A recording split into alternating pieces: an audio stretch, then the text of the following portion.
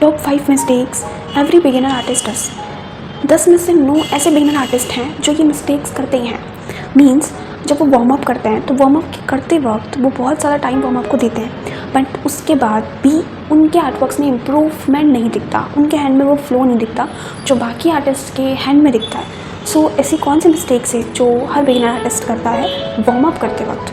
क्योंकि warm up हम quick sketching के जस्ट पहले करते हैं, तो क्विक स्केचिंग में वार्म अप करने से क्या होता है, एक फ़्लो बनता है एंड हम शेप्स को, लाइंस को फ्लो में ड्रॉ कर पाते हैं। सो आपको वार्म अप करना बहुत ज़रूरी है, लेकिन आपको सही तरीके से वार्म अप करना बहुत ज़रूरी है। अगर आप वार्म अप कर रहे हो बट अगर उसमें कुछ मिस्टेक्स आप कर रहे हो तो आपका इंप्रूवमेंट नहीं होगा, चाहे आप कितना भी वार्म अप कर लो। सो ये जानते हैं हम लोग वार्म अप के टाइम पे आप कौन सी मिस्टेक्स करते हैं।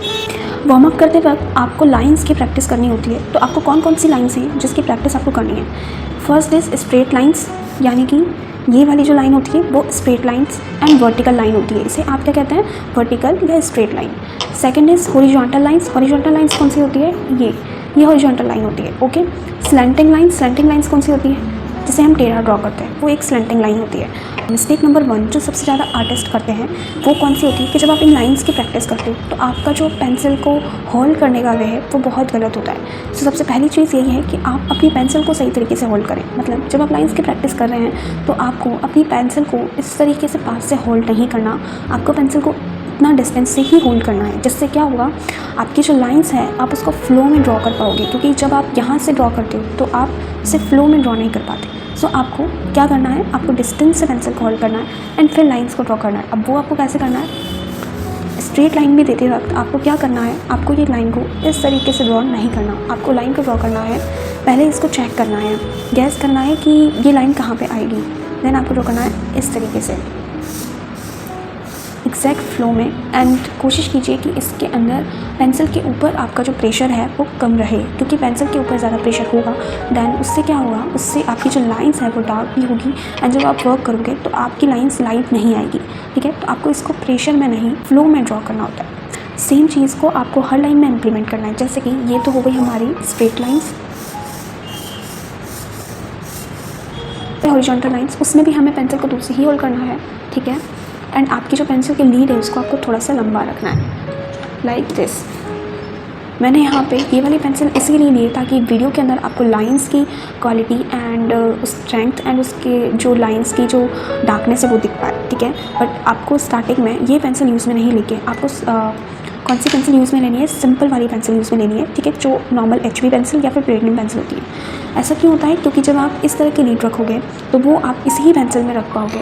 अगर आप इस पेंसिल में उस टाइप की लीड रखते हो, लॉन्ग लीड, तो ये पेंसिल की जो लीड है वो काफ़ी जल्दी ब्रेक हो जाएगी।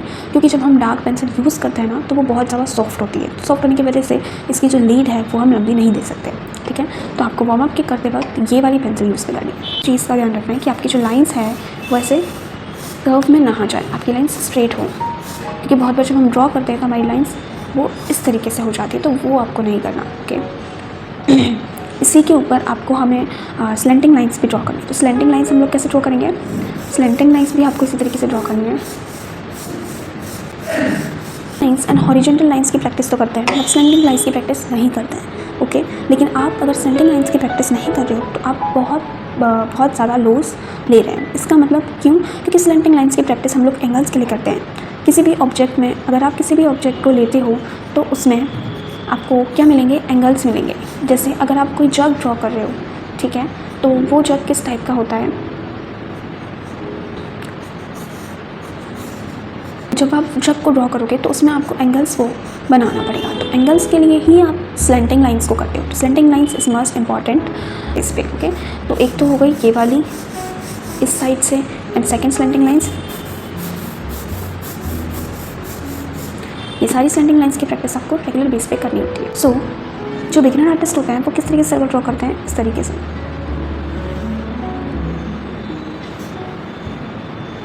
इस तरीके से सर्कल आपको ड्रॉ नहीं करना है। आपको किस टाइप से करना है, होल्ड आपको डिस्टेंस से ही करना है पेंसिल को एंड फिर आपको गैस करना है।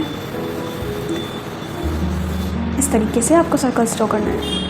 पहले पेंसिल को आपको पेपर पे टच नहीं करना एंड पेंसिल को लाइटली प्रेशर में आपको गैस करते हुए पेंसिल को फ्लो में चलाना है, लाइक दिस। एंड लास्ट में जब आपको लगे तब आपको पेपर पे ड्रॉ कर देना है, मतलब आपको पेंसिल को पेपर पे टच कर देना है, जिससे क्या होगा, पहले आप इसको गैस करोगे एंड फिर ड्रॉ करोगे, उससे आपका सर्कल एकदम परफेक्ट आएगा। इसी टाइप की मिस्टेक जो है वो हम ओवल्स में भी करते हैं, तो ओवल्स में भी आपको सेम इसी तरीके से ड्रॉ करना है,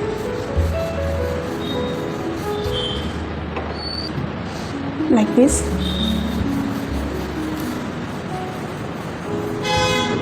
स्टार्टिंग वाले टाइम पे एटलीस्ट आपको 2-3 मंथ्स आपको अलग अलग प्रॉपर तरीके से इसकी प्रैक्टिस करनी होती है। सर्कल्स को ड्रॉ करते हैं तो ड्रॉ करते बहुत सारे जो आर्टिस्ट हैं ना वो एक ही सर्कल के अंदर ड्रॉ करते रहते हैं। ये आपको भी करना है, बट आपको ये सिर्फ एक ही टाइम पर करना है। ऐसा ज़रूरी नहीं है कि आप रेगुलर सर्कल की प्रैक्टिस कर रहे हो तो आप इसी टाइप के सर्कल बना रहे हो एंड इस टाइप के सर्कल नहीं बना रहे हो। दैन सर्कल आपको अलग अलग बनाने हैं एंड अलग अलग साइजेस में बनाना है, जैसे कि अलग अलग पीस पे एंड अलग अलग साइज़ में। जब आप छोटे सर्कल्स बना रहे हो तो आप छोटे सर्कल्स पे फोकस करें, एंड जब आपके छोटे सर्कल्स अच्छे हो जाते हैं तो विदिन 15 डेज़ अपने सर्कल्स की साइज़ को इंक्रीज़ करके प्रैक्टिस करें। ओके, सो आई होप ये वीडियो आपको अच्छा लगा होगा। इस वीडियो के अंदर यानी इस लेसन के अंदर मैंने सिर्फ मिस्टेक्स के बारे में बताया है एंड वार्म अप आपको कैसे करना है, कैसे आपको कोई स्केचिंग के पहले अपने हैंड में एंड आई में हैंड आई कोऑर्डिनेशन बैठाना है एंड इम्प्रूवमेंट करना है। इस पूरे वार्म अप के बारे में मेरा एक पूरा वीडियो लेसन बना हुआ है जो मैंने यूट्यूब पे अपलोड किया हुआ है, तो उस वीडियो का लिंक मैं डिस्क्रिप्शन में डाल दूँगी, तो वहाँ पे उस लिंक को जाके चेक कर सकते हैं एंड उस लेसन को कंप्लीट कर सकते हैं। सो आई होप अगर आपको ये वीडियो अच्छा लगा दैन आप मुझे कमेंट में बताइए कि आप इस टाइप की मिस्टेक्स करते हैं या नहीं। Don't forget to like and subscribe and tap a bell icon for upcoming art lessons and more videos. Thank you so much.